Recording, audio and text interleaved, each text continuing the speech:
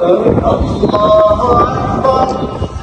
الحمد لله رب العالمين الرحمن الرحيم مالك يوم الدين إياك نعبد وإياك نستعين اهدنا الصراط المستقيم صراط الذين أنعمت عليهم غير المغضوب عليهم ولا الضالين.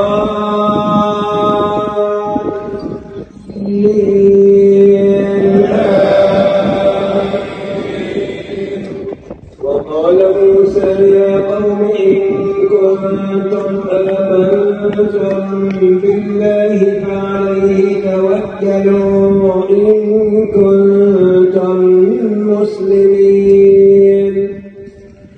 فقالوا على الله توكلنا ربنا لا تجعلنا فتنة للقوم الظالمين ونجنا برحمتك من القوم الكافرين.